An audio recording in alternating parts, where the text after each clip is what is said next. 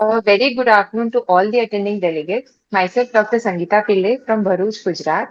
I welcome you all to the 137th session of Guruji Ke Saath Gurwar 2.0 on behalf of Ignited Minds by PHF. We, I'm so sorry. It's a culture.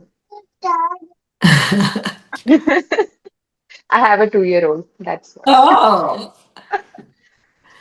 We restarted the series on 10th April 2025 under the mentorship of our Guruji, Dr. Liaquat Namoly sir.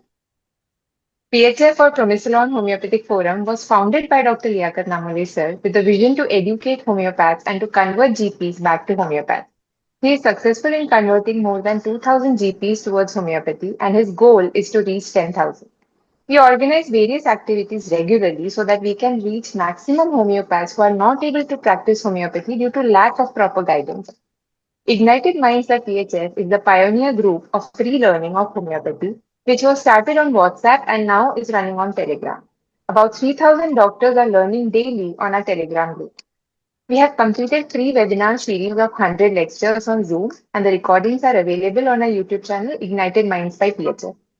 Currently, we have another mini series going on called What Women Want, an initiative by Sir to educate us about clinical aspects of different phases of a woman's life and how to approach them.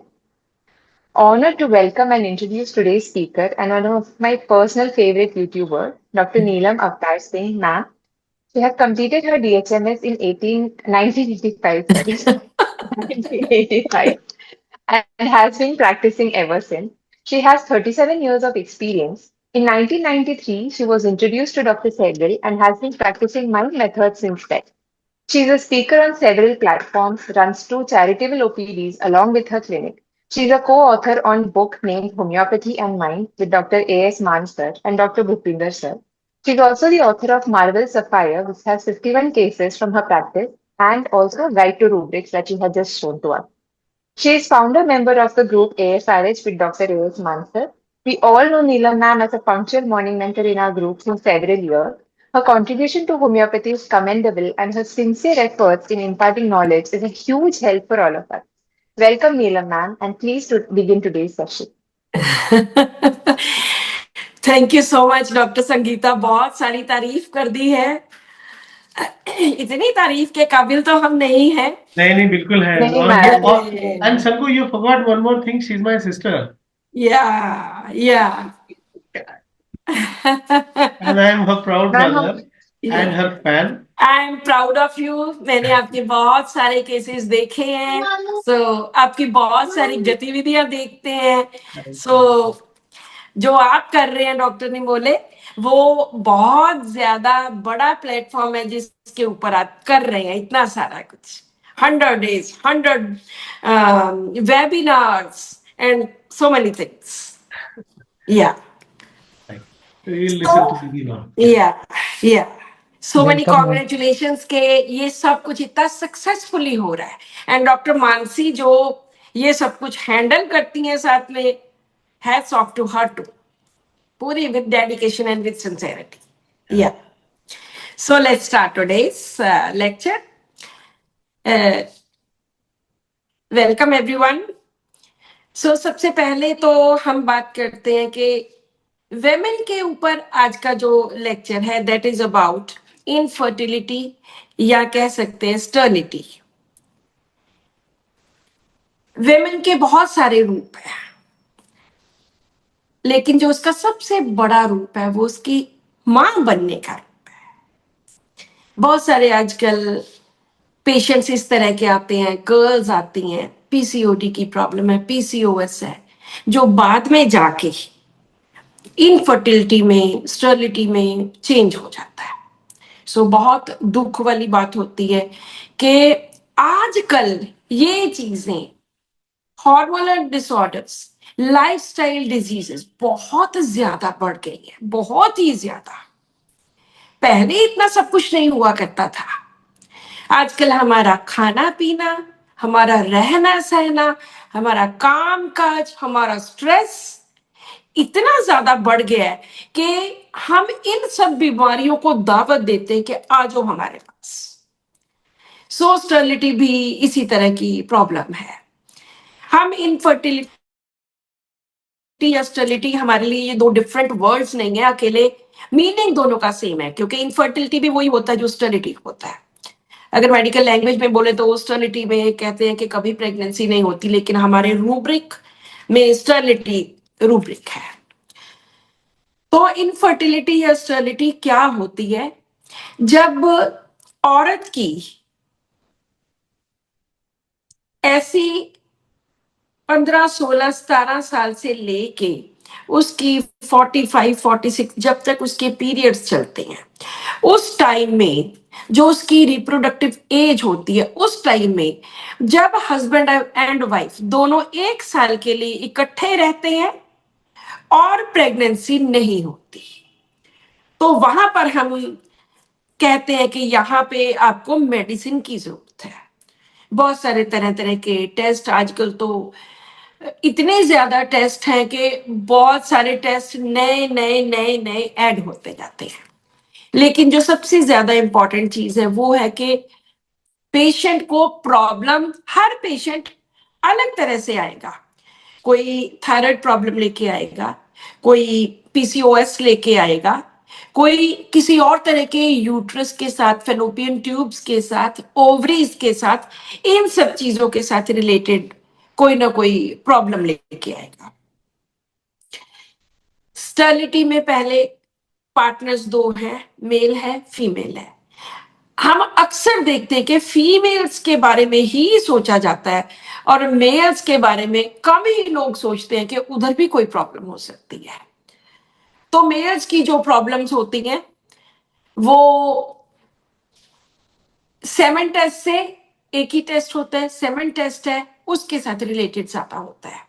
और females जो होती हैं उनमें periods की problem और कुछ भी functional और प्रॉब्लम, थायराइड की प्रॉब्लम, ये सब ज्यादा चलता है। सो जब भी हम किसी सिस्टम की स्टडी करते हैं, जैसे रिप्रोडक्टिव सिस्टम की स्टडी करते हैं, किसी की भी करते हैं, उसमें दो चीजें होती हैं। सबसे पहली चीज स्ट्रक्चर, कि उसकी शक्ल कैसी है, वो किस तरह का है। दूसरा उसका फंक्शनल। जैसे अगर हम यूट्रस की बात करते हैं तो बहुत सारी ऐसी कंडीशंस हैं जिनमें यूट्रस की शेप चेंज हो जाती है, उससे जो इम्प्लांट होना होता है एम्ब्रियो वो नहीं। रेट्रोवर्टेड यूट्रस है, एंटीवर्टेड यूट्रस है, एक और भी कई तरह के होते हैं, हार्ट शेप यूट्रस है। सो कई बार वो स्ट्रक्चरल प्रॉब्लम्स भी होती हैं जिस वजह से प्रेगनेंसी नहीं। ट्यूब्स हैं, फेलोपियन ट्यूब्स हैं, वो ब्लॉक हो जाती हैं, पेशेंट को पता ही नहीं होता, वो टेस्ट जब होंगे तभी पता चलेगा। ओवरीज है, ओवरीज में सिस्ट बनने शुरू हो जाते हैं। सिस्ट पानी के एक तरह के छाले होते हैं, हल्के फुल्के से। अगर तो हल्के फुल्के हैं तो वो जल्दी ठीक हो जाते हैं, लेकिन कई बार वो और ज्यादा कॉम्प्लिकेटेड बन जाते हैं। कोई हेमरेजिक सिस्ट बन जाता है, चॉकलेट सिस्ट बन जाता है, कोई कॉम्प्लेक्स सिस्ट होता है। और एक और प्रॉब्लम जो आती है, जो यूट्रस की इंटरनल लाइनिंग है, एंडोमेट्रियम, उसमें प्रॉब्लम आ जाती है। सो ये चीजें हैं जो स्ट्रक्चर के साथ रिलेटेड है। दूसरा काम होता है फंक्शंस के साथ। जैसे कि फंक्शन क्या है, हार्मोन्स हैं तरह तरह के, ईस्ट्रोजन, प्रोजेस्टेरोन और भी काफी सारे। तो जो हार्मोन्स जब अपसेट होते हैं उस वजह से भी स्टर्लिटी होती है, वो भी एक रीजन है। सो ये दो तरह की चीजें, हमेशा हमने दोनों चीजों को कंसिडर करना है कि स्ट्रक्चरल कोई प्रॉब्लम है क्योंकि हमारे पास ऐसे रूब्रिक्स हैं, या कोई फंक्शनल प्रॉब्लम है।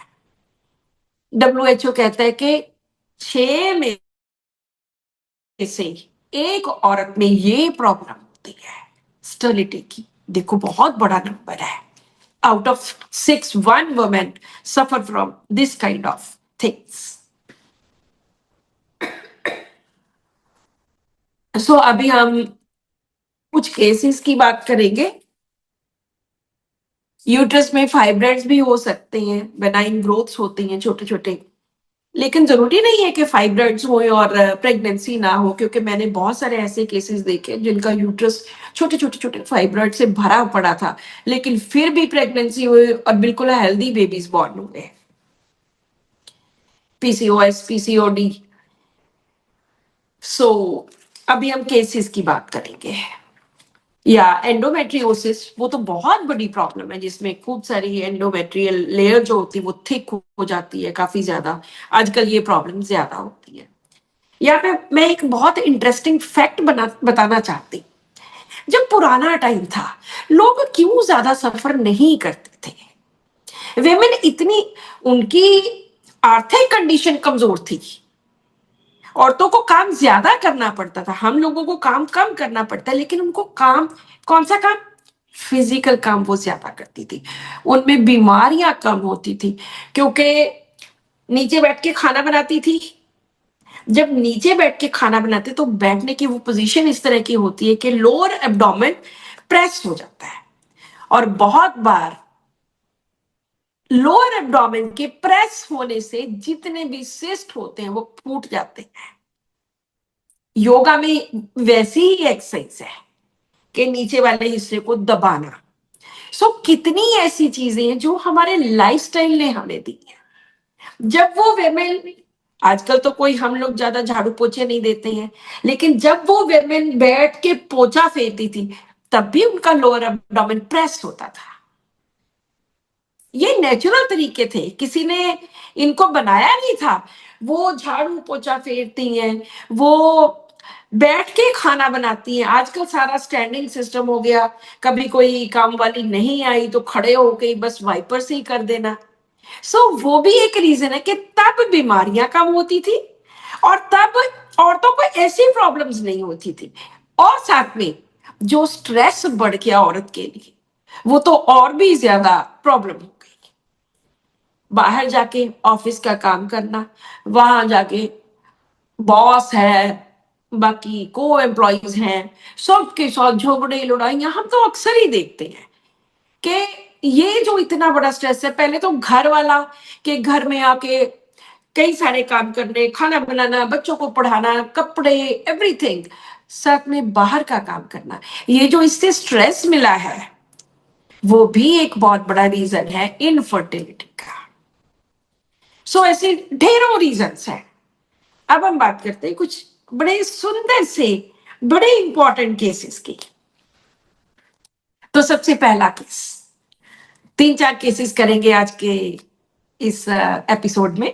सबसे पहला केस, ये एक लड़की है अबाउट 28 ईयर्स की। जब ये मेरे पास आई थी, 5-6 साल पहले आई थी, शी वॉज अनमैरिड। तो इन्होंने बोला कि मैं अभी तो मैं अनमैरिड हूँ, आई एम जस्ट 20, तो मुझे पीसीओडी की प्रॉब्लम है, तो मेरे पीरियड्स बहुत इरेगुलर रहते हैं। एंड मैंने आपका एक तब शुरू शुरू में मैंने यूट्यूब पे अभी अपने वीडियोस देनी शुरू की थी, तो मैंने आपका वीडियो देखा, मुझे बहुत अच्छा लगा और मेरे मन में आया कि मैं आपसे मेडिसिन लूं।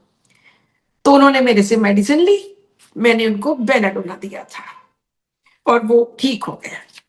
उनकी शादी Recording चालू है?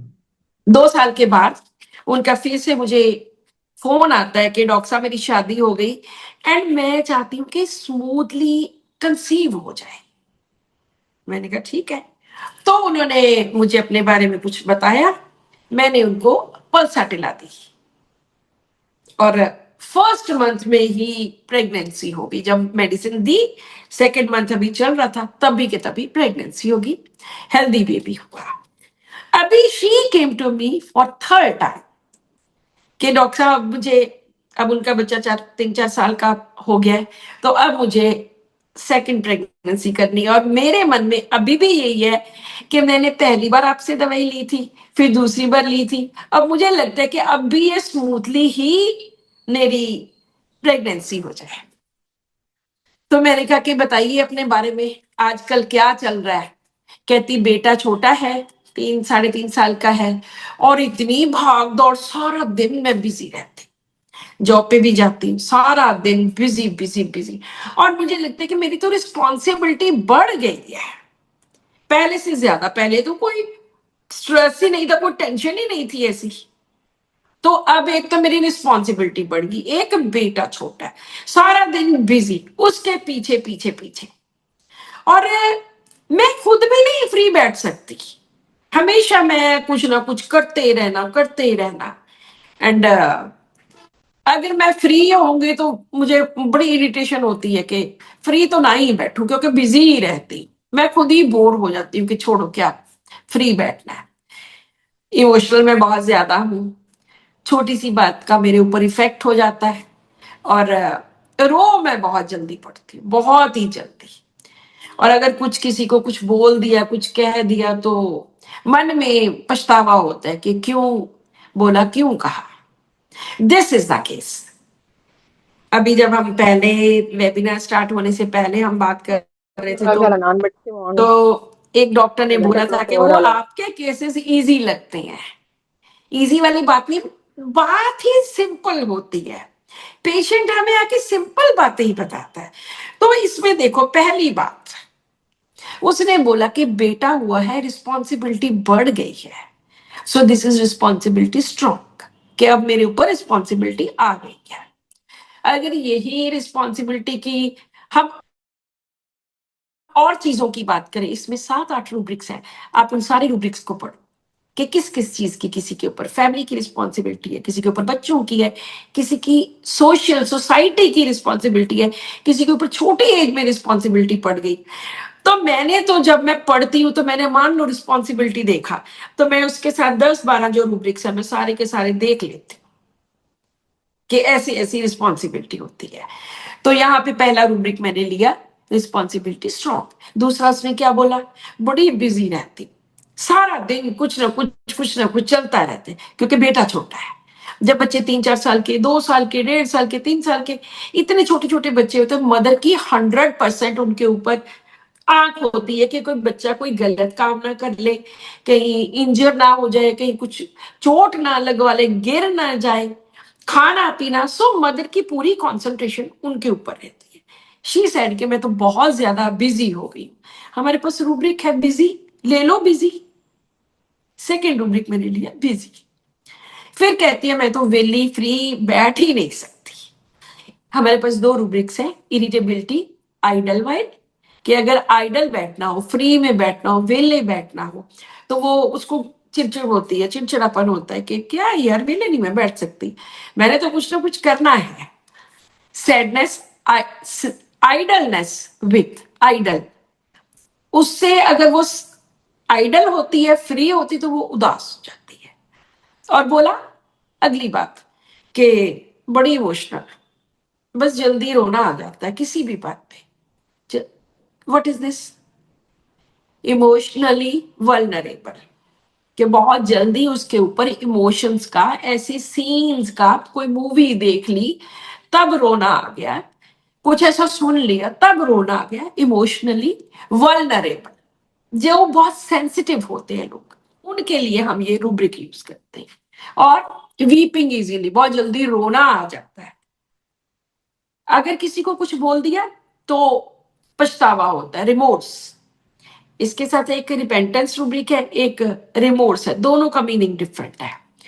तो जब ये सारे रूब्रिक्स डाले, इनमें पहली मेडिसिन कैलकेरिया कार्प थी, सेकंड नेट्राम्योर थी।